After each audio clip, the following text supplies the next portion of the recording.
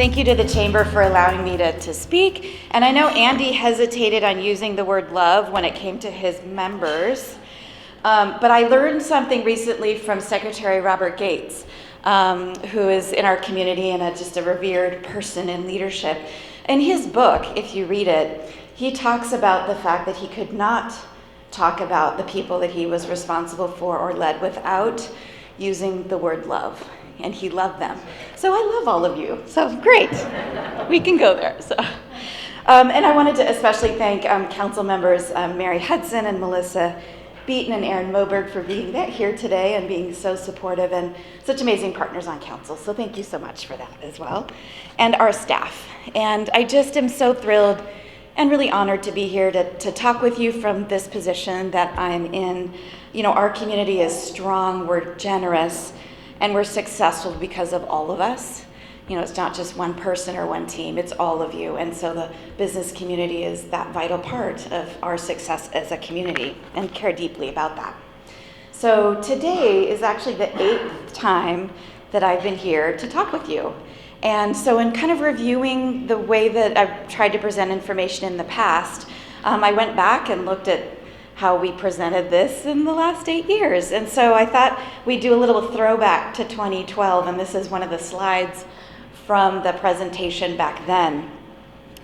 And I think it's incredibly relevant today as we move forward and as I share information of what the city's doing, is that there is a very huge difference between politics and leadership, and that our jobs in positions of leadership are to be able to be successful and move through the negative connotation that may come with the term politics. If you look at successful businesses, according to Forbes, those businesses are not daunted by risk, they're not daunted by responsibility, they're not daunted by accountability, and they're not daunted by wickedly hard work. And I believe that that's what we've been able to establish with our city team since 2012. At that time, I told you all that I believed very strongly in leading with kindness and with dignity, and that was crucial to build sustainable accomplishments for the greater good. And it's not easy to be kind. It means that you tell the truth, even if it's not pretty. You care enough to face criticisms and solve problems and to value your employees. And that it's unkind in our community to not follow process, to do special treatment for a few, to react emotionally based on your own interests, and to disdain accountability. So, as an elected official, that's why I'm here. I'm here because I trust you, and I know that we've been able to build trust with our community. So, as we move forward and I thought about what I wanted to share today, a few key things that I bring up every year is the idea that we need to know where we're going. And so we need to outline what our mission and our vision and our values are. This is a document that you'll find online. It was adopted by the City Council on October 10 of 2018. It's the second time it was updated. But these are our strategic goals. These are things that collaboratively agreed upon by your elected officials that make our city prosperous from a city government perspective. Things like infrastructure, things like healthy neighborhoods, a good place for investment, and operations that are efficient and use technology and just do the best that they can to deliver services. So if you break it down even a little more simply, we talk about infrastructure. So our infrastructure, our roads, our street lights, our fire stations, those are things that provide the service. They're a way to provide the service, but they're also can be viewed as catalyzing investment and the economy. And so we'll talk about a few of those capital projects in that context today. I'll share that. And then our services. Our services are there to provide a safe and enjoyable living. That's the mission statement from the police department that I learned a long time ago when I was there. And that's really important to remember that we need to be safe, but we also want an enjoyable community to live in. And all of this information you can find on our website, mountvernonwild.gov. I hope you've visited there.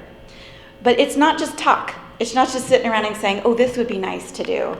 So we do planning. And we follow our plans.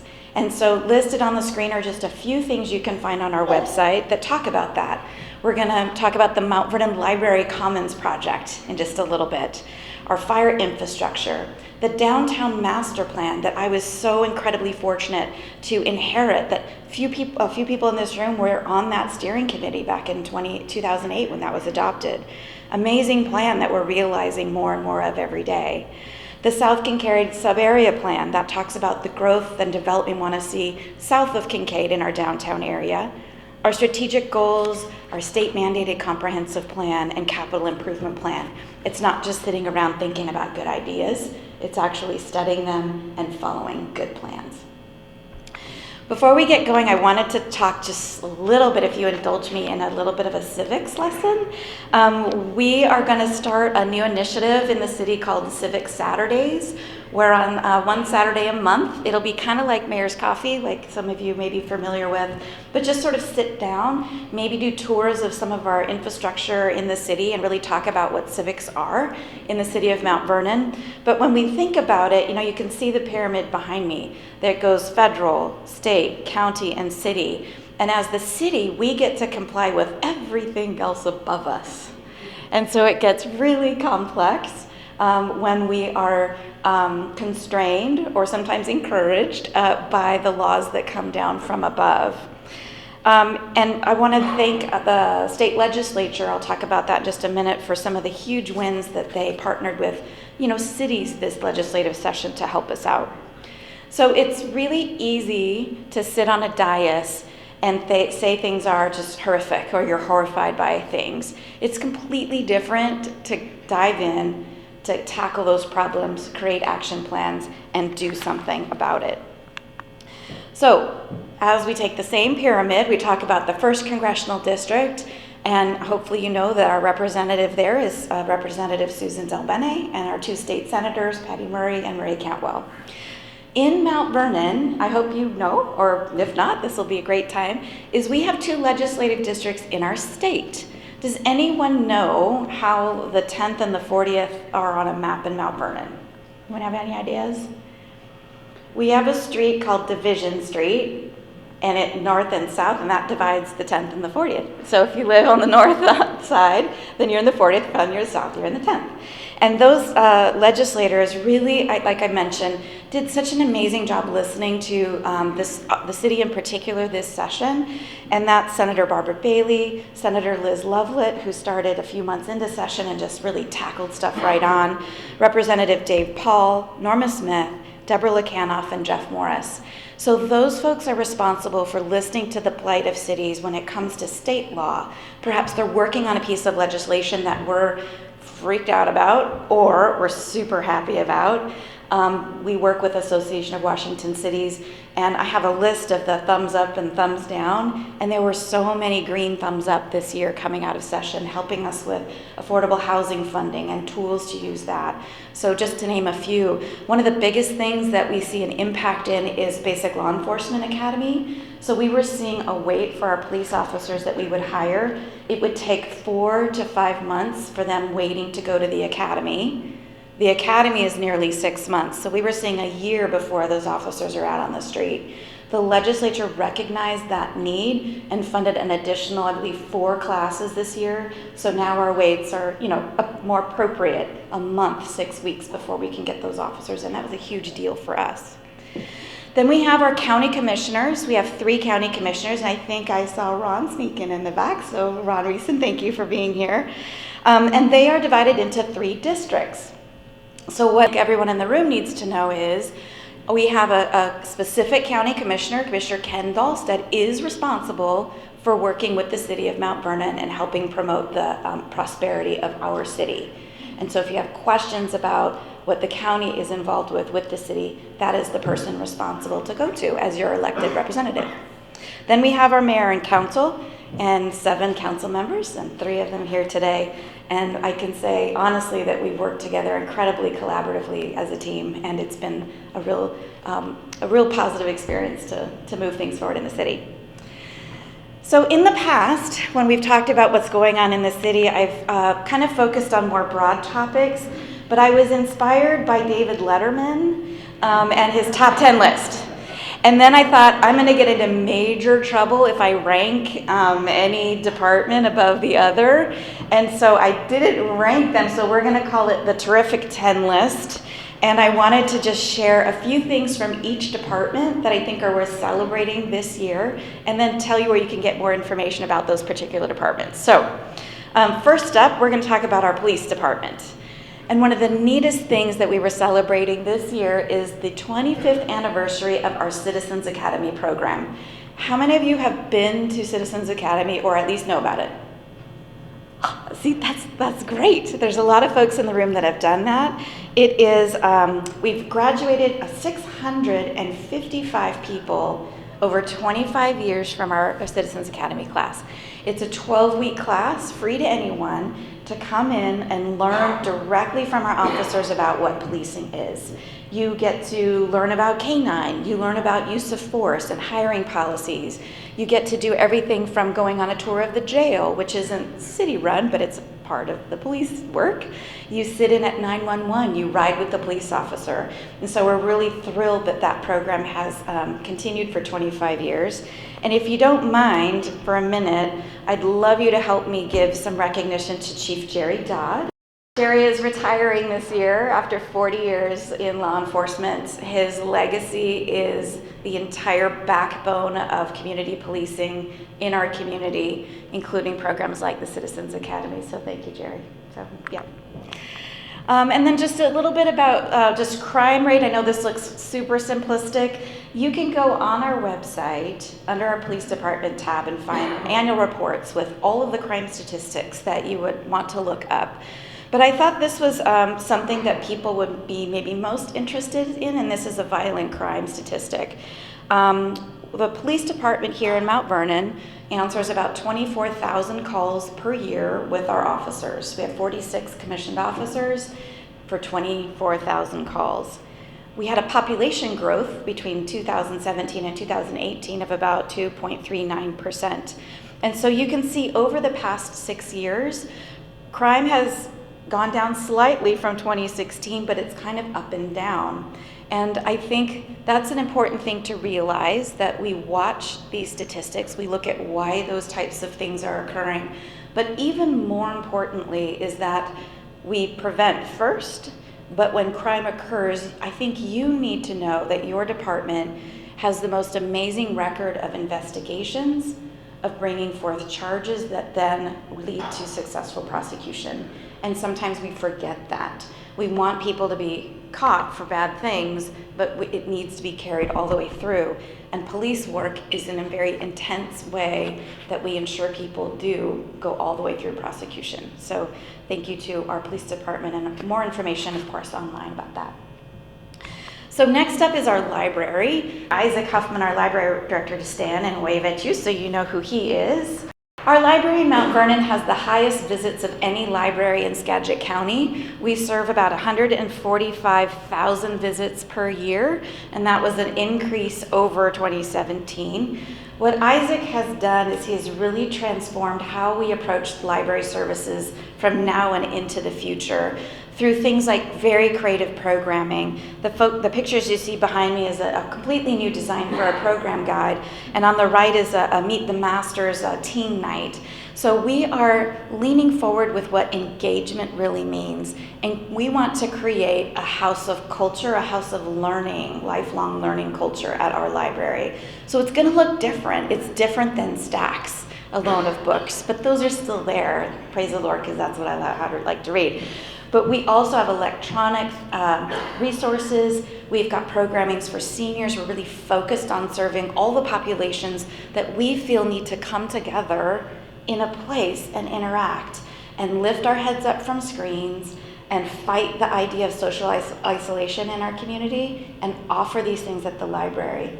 The library is also historically accessible for every person because it's free. And that's really important for those in our community that are marginalized or have that financial constraint. We want them to have a full-on ability to come and learn about all sorts of things in our library. So we really, really celebrate our library and Isaac's direction. One thing that would apply directly to you as a business How many of you have heard of lynda.com? Some, but not enough hands. So lynda.com is a service that provides online learning. I have a yellow arrow. I don't know if you can see what it's pointing to. They offer 1,200 business courses through lynda.com online. Everything that you might need if you're in your small business and you can't get away for training, you can go onto this Lynda and watch some videos. It is free through our library. If you have a library card, please come, and Isaac can help you show online how to get there online. Everything from software development, design, it's a LinkedIn company, so it's really focused on learning, and that would be free to you with a library card. All right, Parks is next, and so Bill King is our Parks Director. I just wanted to highlight two special things that occurred in the last year with our Parks Department. If you were up during the Kiwanis Barbecue, if you've been to Hillcrest Lodge in the last 4 months, maybe? 3 months. The team there recognized a need. We had a garden area in the Hillcrest Lodge, and some people even have told me, I didn't realize we had a garden there. But what we were able to do was our team in-house designed and constructed the complete renovation of that garden space. It looks 4 times bigger than what you may have thought it looked like. It is now being able to use for rentals. You can have weddings out there. And so these are just some of the pictures. One is a bird's eye view with the design in the concrete. We partnered with master gardeners to help come and tell us what native plants needed to be there. But it's just something that demonstrates versatility, work ethic, and problem solving in our Parks Department to create just a better amenities for all of you that want to use our spaces.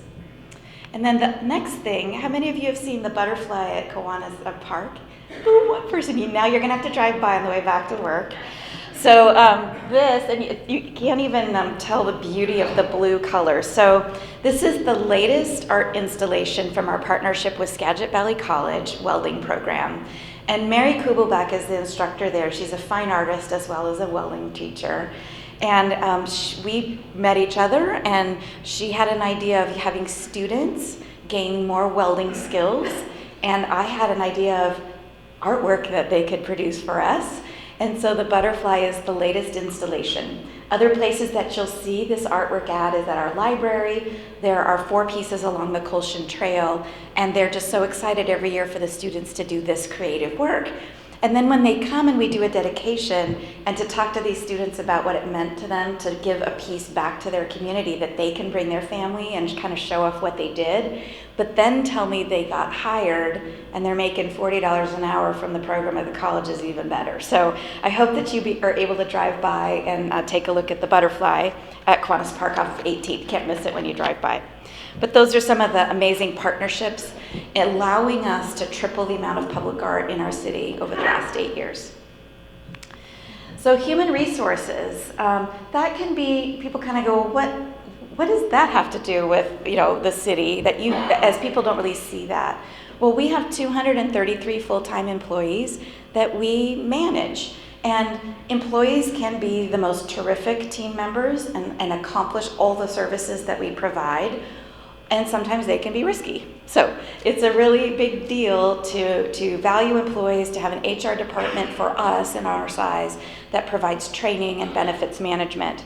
Candy Bartlett was our HR director for 9 years. I'm going to remember right. They stole her in Everett. We don't like talking to Everett anymore because we're mad at them. But it was an amazing step up for her in her career. And we have a new HR director, Erin Keeter. She'll be starting next week. And what I wanted to mention is that she took it upon herself to administer health benefits specifically to try and maintain levels of benefits, but keep those costs as reasonable as possible. Over the last 5 years, she saved the city $1 million in plan design for our medical plan. Last year alone, saved $280,000 in medical costs for our taxpayers, I guess, if you think about it. So we take all of that very seriously and thank Candy for her work. Okay, Public Works, Esco Bell is here. Esco's our Director of Public Works. And some of you may be wondering about FEMA. The dreaded FEMA. Years talking about FEMA. So before we talk about some of the fun stuff, I'll just mention that our flood project that was completed over a year and a half ago to protect the downtown from our flooding, we are still working with FEMA. We started working with them in April of last year to obtain a letter of map revision. And those of you that own property or businesses in the downtown area know that this will provide relief of flood insurance costs to you. So in working with FEMA, when we started with them, it is a 90-day process for us to provide them information and then for them to theoretically say, yes, here is your letter of map revision. So now we're 13 months later. We believe we're on the last bit. We had a big conference call with all the muckety mucks on March 29. We have till June 12 or 21 to hear back. But we are diligently sticking with that letter of map revision. It's just amazing how government shutdowns throw things into whack and all that. So still working on that. The picture behind me, if you haven't seen, is our little space age street sweeper. Have you seen that buzzing around town? It looks really weird, but it is the most amazing street sweeper. And I geek out on all this, as you can tell. So the payload of this little sweeper is 12 cubic feet larger than our big gigantic sweeper that you might have seen going around town. This picture, if you can't tell, he's on a sidewalk. So he's up off the road, he's on a sidewalk on College Way that hadn't been swept in like 30 years. And so it has these articulating arms that can go out and sweep sidewalks. That helps with moss and things like that. But the biggest reason why we do street sweeping, it's not just to be tidy, it's actually mandated through the Clean Water Act and to remove particulates from the pavement before it rains and it gets into the streams. So this little guy, he's a RAVO is what it's called. He's pure vacuum, and so he picks up the smallest amount of particulates that helps things from enter our stormwater and our streams. So he does a great job for our surface water and making sure we have clean water. Here's another piece of equipment that we're thrilled to have on board this last year. It's a striping painting machine, and literally before we got this machine, it was string and a little like shim piece of wood, and that's how our folks would stripe roads in the summertime. And so with this machine, not only can we do 2 colors at a time, we can load, I think, 5 times more paint in there, and instead of 1 day to do things, we can do things in 4 hours, 2 stripes at a time, not driving into traffic. And so to be able to be much more efficient, that's why you may have noticed so much more thermoplastic and striping done last summer, and there'll be a lot more to come this summer, but it's much safer. And Public Works gets a little more attention than everyone else because they have 3 divisions. So Solid Waste Division, February 11 to the 15th, snow, right? I only found out about this after the fact, but I was so incredibly proud of my staff. This is where the love word comes in. So Andy Hansen is our solid waste manager. He's incredibly dynamic. He's really tall. If you haven't met him before, he's a bundle of energy. And he came to me and he said, Mayor, you need to know about our no cart left behind policy. And I'm like, what did you do? And I'm like, HR, should they be here? But what the team of solid waste decided to do was that during the snow event, they would leave no cart left unpicked up in that collection during that period. And I am here to tell you, they accomplished their mission. They had to use pickup trucks on some steep hills, but that is the level of teamwork. All on their own decided that that's what they were gonna do for us, and they accomplished that goal. I thought that was pretty amazing. So, thank you.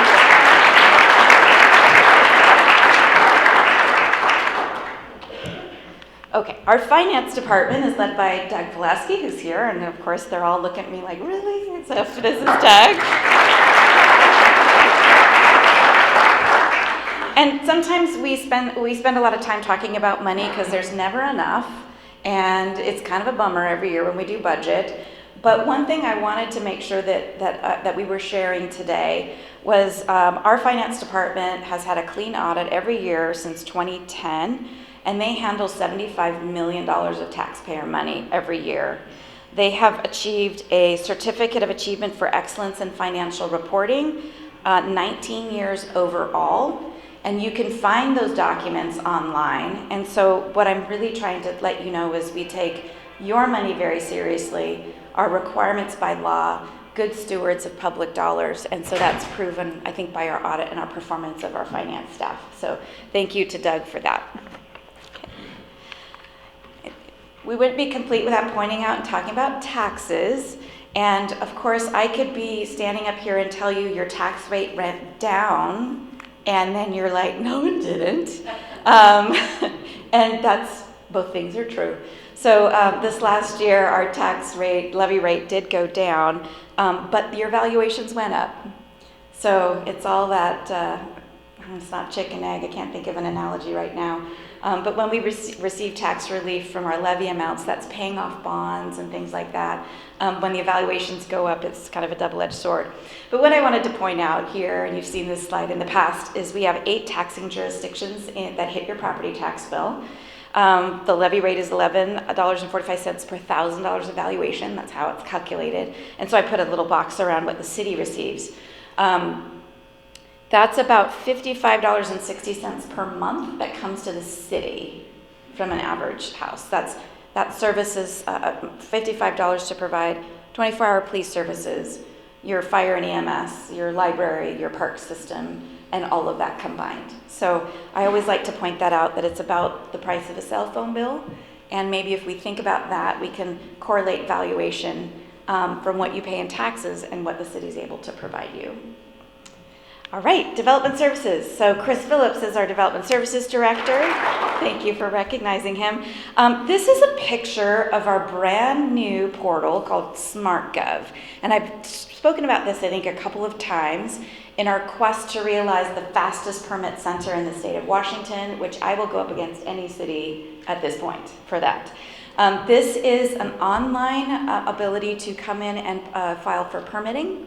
And what this allows an applicant to do is to submit online, but then to go in and see where their permit is in the stream of permitting.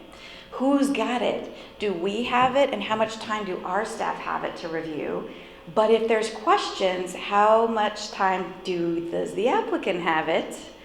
And that they have to do things that they're going to do. So really, in the end, it's an incredibly transparent process. Folks can do this online, they can pay online, they can print out their permits online. So we've had multiple trainings and reached out to all of our developers. We've got staff that if you're just coming in doing a deck or something that's easy, we'll sit down and walk you through it. But this is a $250,000 investment that I believe we will prove the incredible efficiencies that will happen because of this. Not only saving thousands of trees and reams of paper on plan, but it's electronic plan review and everything. So incredibly proud of what it took to implement this. It was taking decades and decades of data, electrifying it, it's not the right word, so that it can all be linked and assessed. Like I can't even explain how much work that was, and Chris led that team in the most incredibly complex rollout, so thank you to them. Okay, our attorney's office. Our attorney's office is led by Kevin Rogerson. This also includes our prosecuting attorney's office, and so Pat, who's our prosecuting attorney, takes care of tickets that are written by our Mount Vernon police officers, so things that are misdemeanor level that go in our municipal court. So speeding, DUI, fourth-degree assault, things like that. Pat is the prosecutor for that work.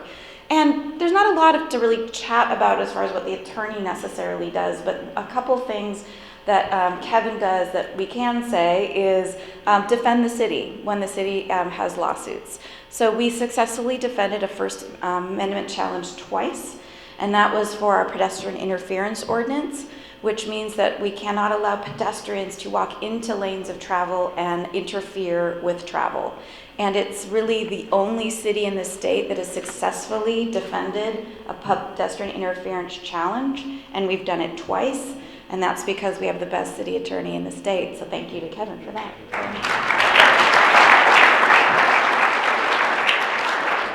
Okay, a few more departments. Information services, and Kim Kleppe is here. He's our director of information services. And they're a bit of unsung heroes as well. If you think of how many devices that you have in your business and who takes care of them when they break, it's not necessarily just turn them off and on and things are fixed, like sometimes that works, right? But his team takes care of 227 workstations, 79 servers, both virtual and physical, and his team added 85 high-definition cameras to our city last year, enabling police to solve cases from vandalism to arson to bank robbery, and most recently, graffiti cases that totaled more than 12, which I'm actually told they're rolled in more than 40 cases on that. But those are things that are information services. It's not just taking care of our computers, it's our security cameras as well. The other division that Kim runs is our fiber optic municipal network. And Kim and his team decided that their goal for the last 2 years is they wanted to have one connection a week for our fiber optic customers. And they've achieved that for the last 2 years running. And that's no small feat, is to making sure that we're offering that high-speed service to our businesses so that they can be global and they can be local, but they've got that connectivity. So thank you, Kim, for your work on that. And then I'm going to get into major trouble because I forgot to put in a slide for fire, and our fire chief isn't here, so no one tell him. Because I would never hear the end of it, but I'll admit it. So our fire department has taken on EMS services as of January 1st. I don't know if you followed this story in the paper, but it has been an ongoing story for over 20 years. The struggle to be efficient and to deliver EMS services in a fire-based model took a long time to achieve. And so thank you to Commissioner Reeson, who's here, because he was one that voted for that, to be able to roll that in for that efficiency. And our municipal fire departments took that on. It's going incredibly well. We took on some amazing paramedics. They are completely dedicated to their service. There has not been a hiccup, I think, for anyone that has needed an ambulance at any time, and we're realizing those efficiencies. So that's a pretty big deal for our fire service. So, okay, we'll talk a little bit about what my office does. Peter is here that works for me, and Carrie. If you've been to Mayor's Coffees, you've met all of us, and we facilitate just good conversations. They're not softball questions. We have some pretty intense conversations at Mayor's Coffees, and I welcome that. And so if you haven't been to one, please think about attending in the future. But a really big deal for us, especially this last year, is continuing to work on the issue of homelessness. And that doesn't fit in any particular department. And so it really, I felt it relies on me. So we are facilitating from my office a PERT plan and a PERT team. So that's the Problem Elimination and Reduction Team. What that means is that we are facing a challenge that affects every single department. The terrific 10 that we just talked about, all are impacted by homelessness in one way or another, whether it's firsthand reacting or it's looking at codes and looking at housing. And so what you'll find on our website, again, is that little flyer up there. We update this flyer every quarter. And it's an infographic that talks about what the city is doing about homelessness. And I know we've talked about some of these things before, but we believe very strongly that there's a place for compassion and outreach and connection to services, and there is a place for enforcement and arrests and going to jail. So and everything that's in between. And I believe that reflects the community values that I have been a party to and been talked through this conversation for probably a good 3 years now, is that people need all of that. They always want to know if I've seen the Como documentary, Seattle is Dying. We see some of that same behavior, but I think we have approached it completely differently as a community and done what we can. We haven't solved it yet. But we're certainly working with as many partners as we can to figure things out. So when we talk about homelessness, which I thought that you may want a little bit of an update on, there is the most intense complexity around this particular issue. You've probably heard me say before that the municipal government of our size in our state receives $0 for human services. Zero. So when we went through our terrific 10, Yes, we provide library and things like that, but we are not funded, nor have we traditionally set up an office to do things like public health or address homelessness or mental health. That falls on the county government. But I can tell you the public health office at the county has been an amazing partner with us, like helping to walk alongside them and work on things that they need to be doing, but that we can help support.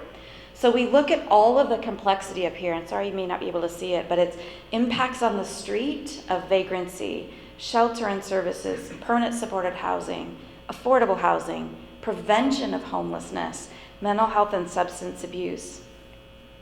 So what we're trying to do is figure out how to address this as best as we can. But there is an incredible amount of cost to this. And if you've seen stories in the paper of recent, it's been really talking around the idea of shelter.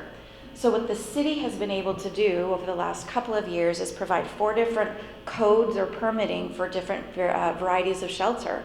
People can open a permanent shelter today in the city of Mount Vernon, following some very simple life safety, codes that we need to be there for public health and safety. They can have an emergency shelter. There's a cold weather shelter option. So we've been trying to figure out how to then encourage and walk alongside nonprofits, churches who may want to do that service. But here's the reality of some of the numbers. According to the state Department of Commerce website, for emergency shelter, it costs $14,207 per year per person. So if we take some numbers, and we took the number of 127, say unsheltered homeless individuals, and how we count that is certainly up for debate. This happens to be from a point in time count. That would be $1.8 million a year. And I wanted to show you the comparison to what that means in our city. 1.4 million is the budget for our library for an entire year. 2.15 million is the budget for our park system for an entire year. So the idea that we're up against financial constraints is an understatement on trying to figure it out. So it has to take partnership with not only the county, but I would say the federal government as well. I don't know if you can see these numbers. I put this together when talking about this issue with our Citizens Academy group. But the federal, state, and local, you see this way, and this way is the money. So if you look at the number of dollars that the county, this was from the county health department, helped me put this together, they receive 1.139 million from the federal government. The state gives us 964,000, and locally generated money largely comes from a sales tax for mental health is 2 million. So those are the realities of the funding that the public health department and some of the cities that are trying to work on this together, that's the money we have to work with. Now, I mentioned the state came alongside, and so there's things that are going to start coming in from the legislative session that will grow that pie, and we're working collaboratively with the county on how to work that and what to do with those. But this is what it feels like sometimes, that no one's coming, and it's up to us as a community to address this. And we're doing our very best. There is some influence on the state level. I actually have a phone call today at 3 with Rashi Gupta, who is the governor's policy lead on behavioral health. She was generous enough to give me an hour of her time, along with our corrections chief, Don Marlowe, and Connie Davis from our hospital, to talk about mental health on the state level.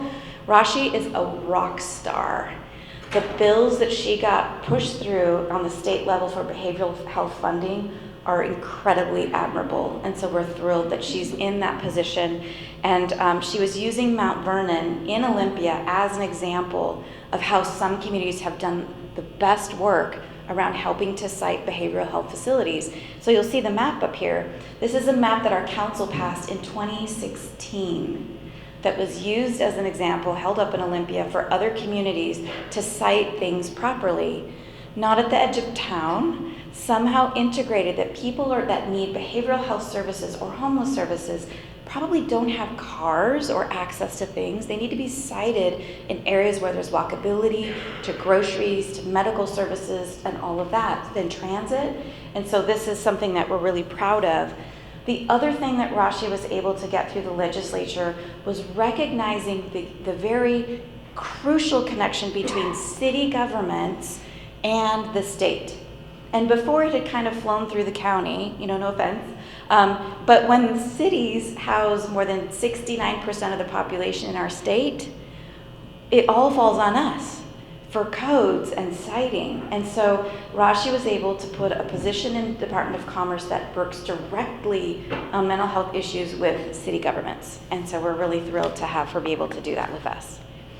And then one last thing that we're thrilled about is the idea of a permanent supported housing project. You may have heard us talk about this. We've been working on it for over 2 years with the county.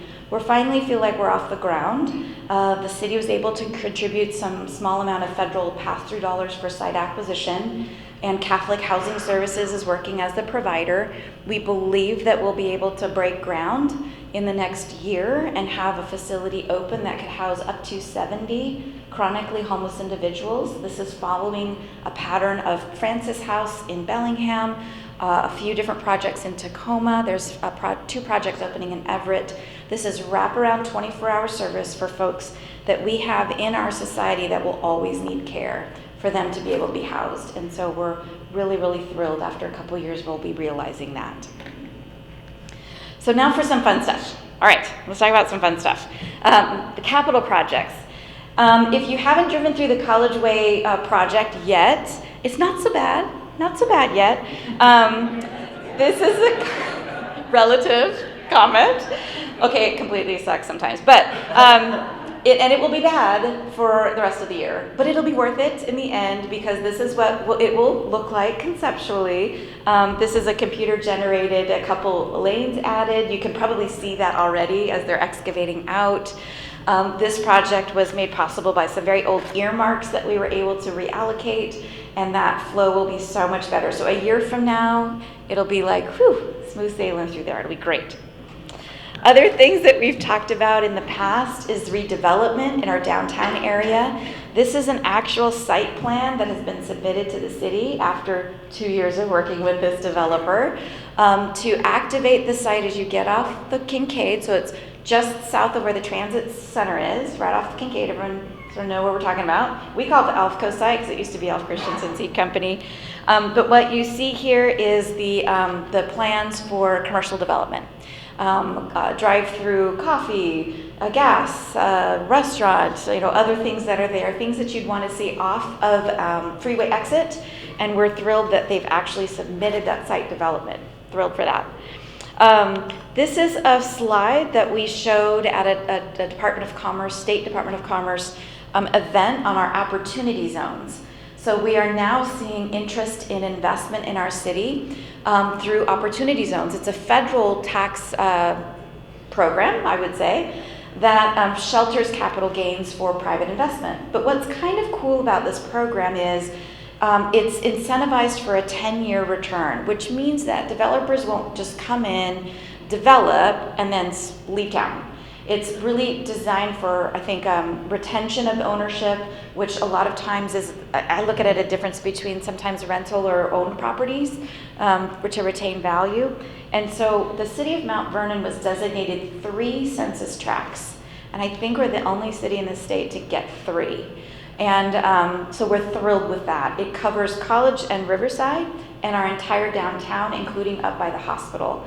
We have already spoken with about 3 different investors that want to come in and help us with some dream projects in the city, and so we're actively working towards that. Thank you to John Sternlick from EDAS, who's hosting an investor event about opportunity zones for our county in June. So anticipating some great things on that. One thing that we are facing, whether it's talking about housing or city projects or commercial projects, is the cost of construction. If you look at, this is just a screenshot of Mortenson Construction Cost Index. And so when we look at the rise of costs of building over the since there was coming out of the recession, Seattle is way ahead of the nation on those costs. So when we're bidding projects, and poor Dr. Bruner is going to know this as well as anyone, when you're bidding construction projects, they are forecasting 4%, 5%, and 6% escalation every single year. So let me tell you what that would mean. When we were looking at a library project in 2012, and we were looking at a $21 million project, it would now be over $32 million from 43% compounded cost escalation in 8 years. And so that's what we're facing when it comes to trying to build anything. And that leads us into things like fire infrastructure and how we need to really do a good job of telling what we need, why the cost is $29.5 million. All that information is going to be on our website as well. I'm wrapping up, Andy. Is that okay? We're good? Okay. So please take time to ask us questions about what those needs are. Fire infrastructure is incredibly important to us. We don't want to shortchange you. We want to build what we need for the future. And so it's an important conversation that we're having. The next exciting conversation is our Mount Vernon Library Commons. That's our name for instead of a bunch of slashes in the project now. So parking structure, library, community center, community rooms, and even the potential to have some senior housing that would be income protected. So we're putting together all that package. Tonight, our city council, I believe, will be taking a historic action to trigger our LIFT award with the state, which gives us $14 million to go into the project to allow us to then begin the foundation design and the geotechnical work that needs to happen. We will continue to work through the summer on the financial package and those components so that we can then keep moving forward into design and engineering of this project. But super excited about a gateway project, an example of infrastructure that will catalyze development and realize then a boutique hotel that all of you want with a restaurant underneath on the waterfront. So that's our vision there. All right, wrapping up here, engaging, just please consider coming to Mayor's Coffee. It's our 8th year of doing it almost every week. If you'd like to host one, please let us know. We want to continue to engage. We have a city e-newsletter that goes out every month. Our city website is loaded with stuff. Please just spend some time and let us help you get the correct and factual information about what's going on with our city.